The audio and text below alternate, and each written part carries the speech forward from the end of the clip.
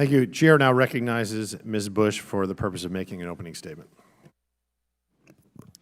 Thank you, Mr. Chairman, and thank you to our ranking members, Raskin and Nadler, and ranking member Jackson Lee, as well as to the gun safety advocates in the room and to all the survivors in the room. St. Louis and I are here today to talk about the extraordinary gun violence epidemic in this country.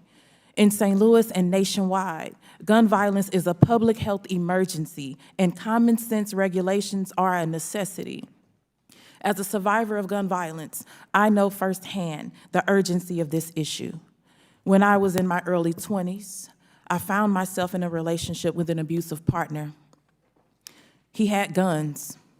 He kept one in the kitchen cabinet and another in between our pillows at night when we slept.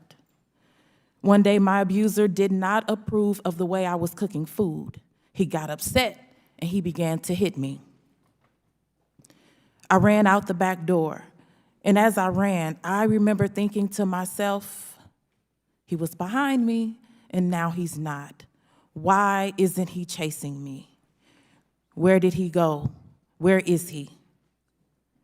Next thing I knew, I heard gunshots.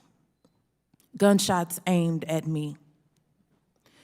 My experience is not an anomaly. It is one too many survivors of gun violence know all too well, and it is not my only experience. I survived that harrowing and traumatic experience, but many others have not.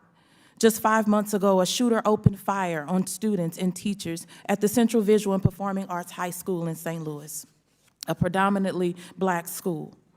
2 people were killed, 7 were injured, and the entire CVPA and Collegiate School of Medicine and Bioscience community was traumatized.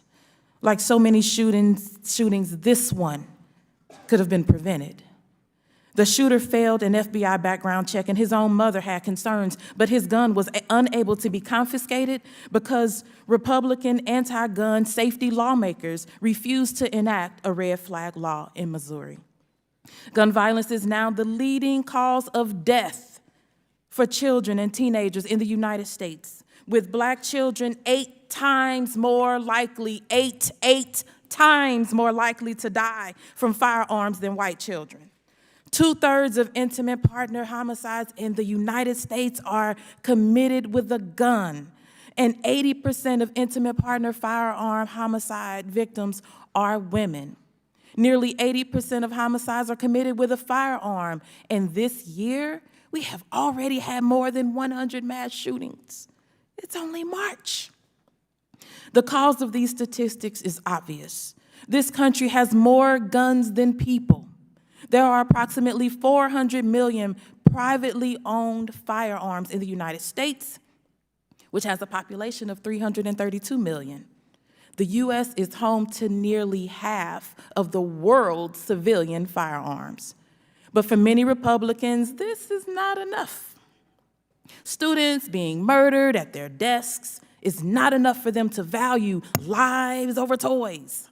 Republicans want the U.S. to have an even higher share of the world's gun supply. They don't want common sense regulations on gun ownership. Their perverted view of the Second Amendment compels them to argue against reasonable restrictions. We're asking for reasonable restrictions.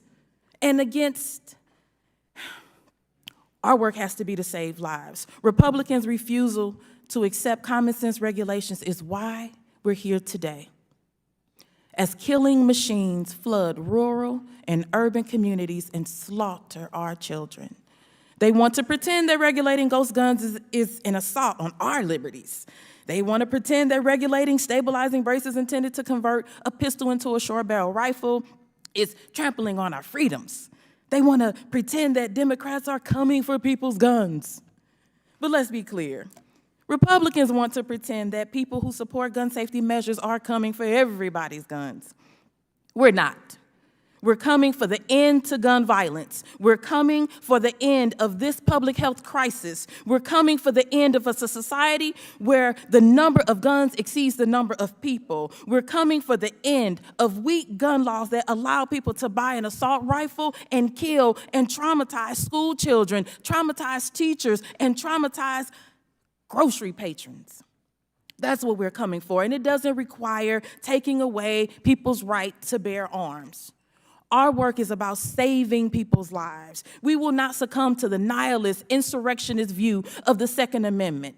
We will not allow the apologists for gun violence to win.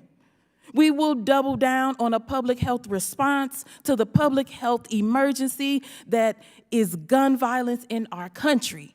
And together, we will end this crisis once and for all.